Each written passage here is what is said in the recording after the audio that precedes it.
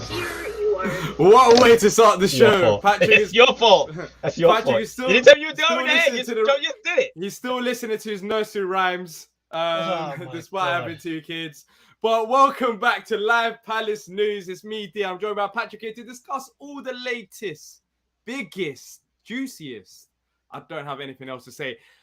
News about Crystal Palace. We've got stadium improvement plans that's been submitted, and also Junior Dixon, a youngster at Palace, being linked with a move to the biggest clubs in Germany, Dortmund and Bayern Munich. So, Patrick, as I said before, we won't keep this show for too long because we've got a brand new show that's going to be released on Thursday. So if you're new here, make sure to subscribe and like. We'll be recording that very shortly. But we thought we'll come on here for, a few minutes here and there just to talk about the latest news.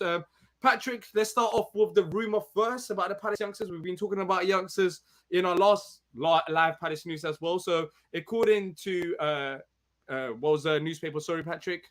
That Bild. You said Bild.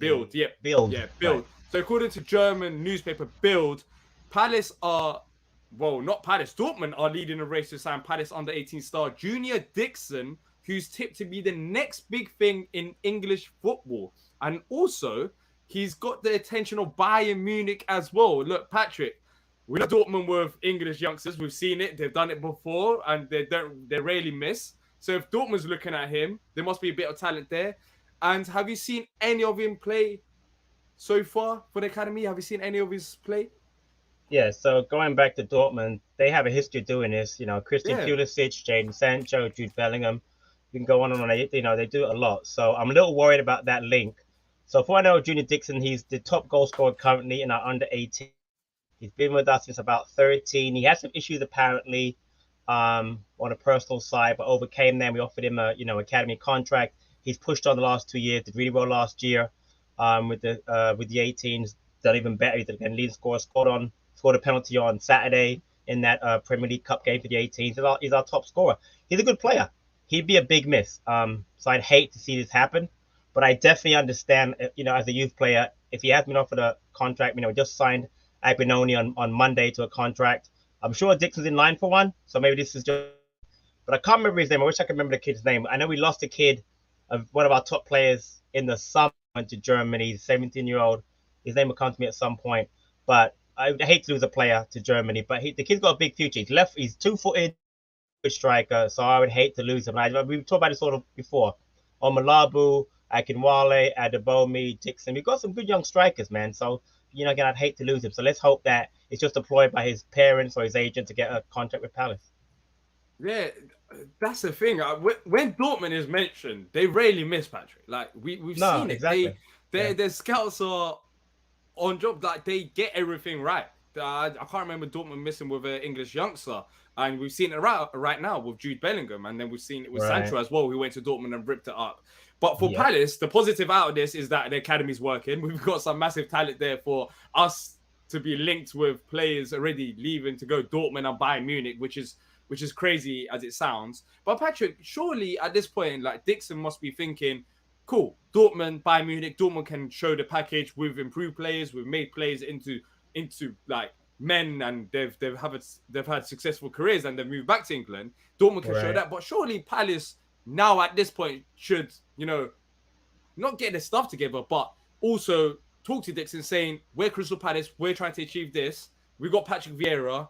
We've got all these youngsters coming up as well. So you should stay at Palace. I think now, ever than before, we've got something about us in our name in terms of our facilities with the youth facility to actually entice him to stay at Palace. Do you think there's a chance that he could be leaving as well? Or is it a bit more complicated because Dortmund might offer a bit more money? I'm not too sure. There's lots of factors included in transfers.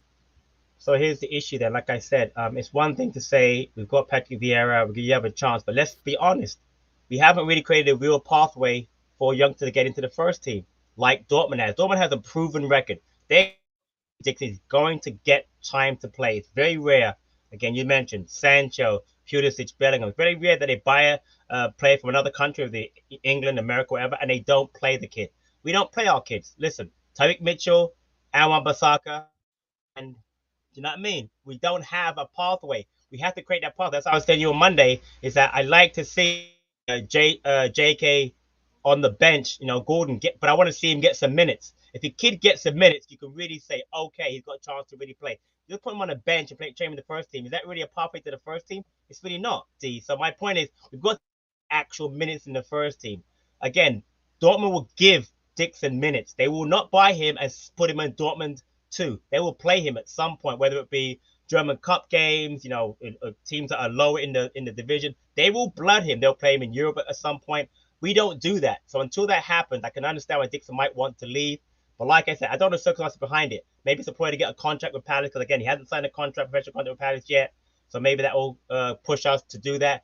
It would look bad for us to lose him. It would look really, really bad. So either we sign him or he leaves. But again, if he leaves, there's your warning flag for what says Akawani won't want to leave, or Malabo won't want to leave. You know what I'm saying? Or players that are younger in the 16s that are really, really good that might want to leave. So we've got to start giving the kids a real pathway. To become a very bad trendy. Yeah, and also when you're looking at it, if teams like Dortmund can give them chances, clubs that are way bigger than Palace, then exactly you must look at Palace thinking, surely Palace should be able to do something similar as well.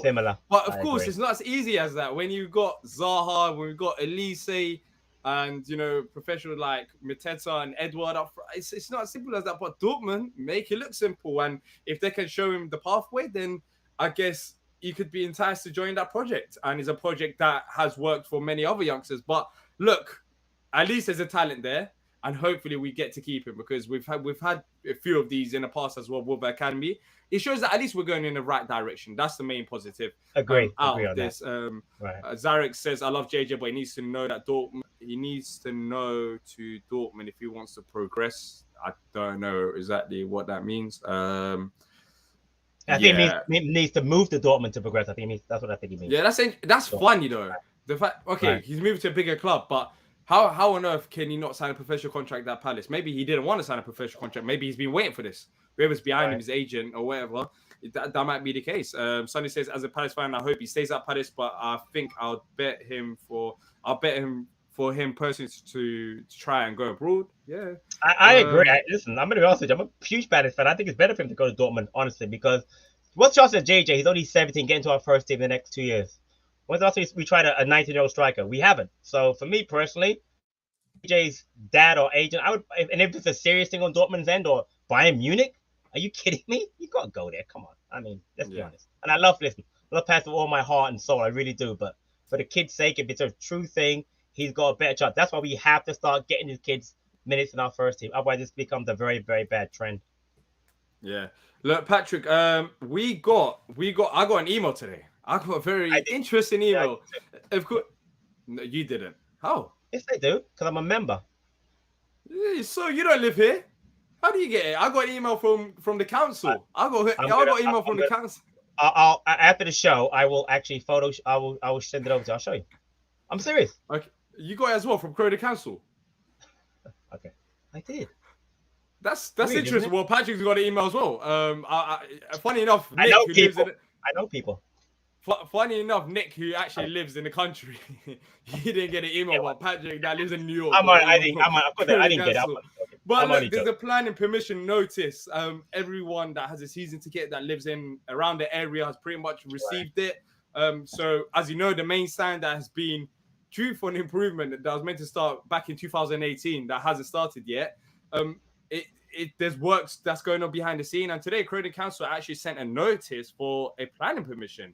And in that, it includes the description of extension of the main stand to provide additional 8,000 seats. And it says other stuff as well, the demolition of the houses that's required for that, and the use of the club car park as a fan plaza on match days, pitch lengthening, and all of that. But look, Patrick, what we're interested in is the main stand. It would be massive, wouldn't it? It would be massive if we can build up, because there's only so much you can grow as a football club.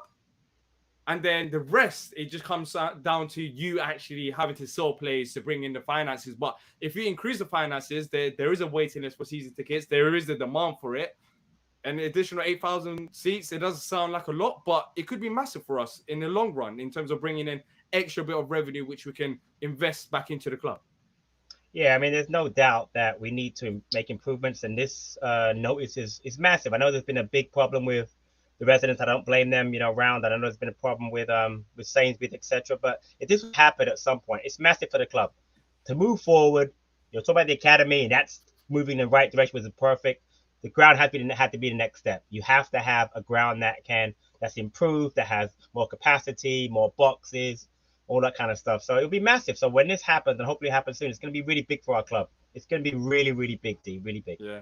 I was there on the media day, 2017, when it first got announced. That was a while ago, yeah. Yeah, it was a while ago, and they was talking about it being starting back in 2018 and finishing last year. So it's still due to take 3 years. But the interesting thing is, by this notice, it seems like this notice will be sent to Croydon Council on the 20th of October 2022. So I think there's going to be a discussion about it.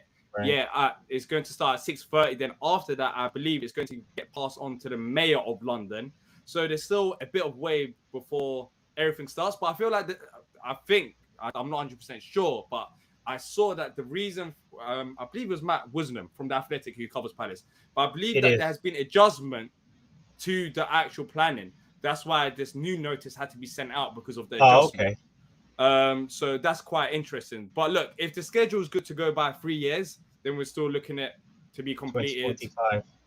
Yeah, and that's if it starts this year. But most likely, we're talking about planning permission, discussions, etc. Let's say best case scenario, it starts next year. 2026, 2026. 2026, 2027, ideally. So we're still a long way to go, but at least it's still in the works. At least we're trying to get somewhere. Everton, they're building a whole new stadium.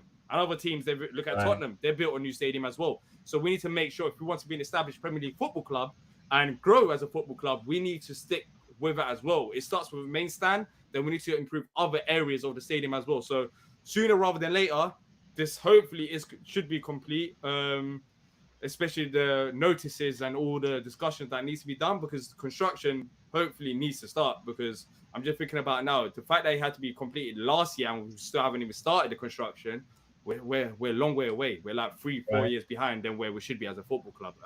But D, which is interesting. The same people that improved Anfield, right? That did Liverpool. I heard the same architects, whatever. So yeah. So all right, go ahead. So how it's going to be built is it's going to be built behind the actual stand. They're going to build a new stand. So it's going to be how Liverpool stands built. So it's going to be going upwards and over rather than building on the construction of the original one, if that makes sense. So it's going to be like built behind over. I'll probably have the graph somewhere. Okay. Do I take the roof off, I guess, at some point? The roof off, I guess. Well, the roof it's gonna change. Funny enough, it's gonna look like the Amex. It's gonna be interesting. Yeah, it's gonna. I wonder where we got that from. I wonder where we got this whole stadium. Yeah, it's gonna be like swerving. But this is gonna be the main stand. But look, if it brings commercial money, it's needed. We have to get it done. It has to get done. But the only downside, Patrick, are you worried about maybe the atmosphere changing at the ground with more seats and more people that might actually not be interested in Palace?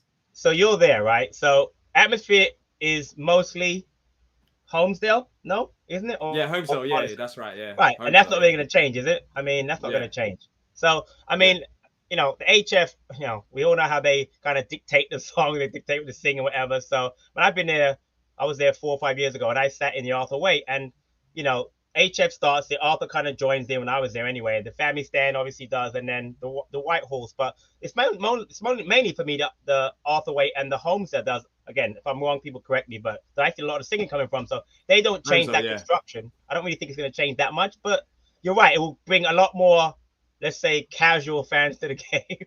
So revenue goes not as much singing. But I mean, if the HF and the other people are singing, I think the atmosphere is still going to be brilliant. I mean, because that drives it. I mean, no other club has a group like that drives the singing. So for me, even I wish I would change the songs up a little bit and not be so, so bossy about the songs. But at least I said the atmosphere is really brilliant by them. So I think that'll still be the same. Honestly. Yeah, without the HF, I truly believe we'll have no atmosphere. Like I truly believe that. That has been the case before because the HF wasn't there. I remember they had the period where they didn't actually go to games, and I remember that people were literally calling out for the HF to come back because it was so dreadful. There was literally no type of atmosphere. So everyone has their own thoughts about the HF. Some people are not fans of them. Some people are.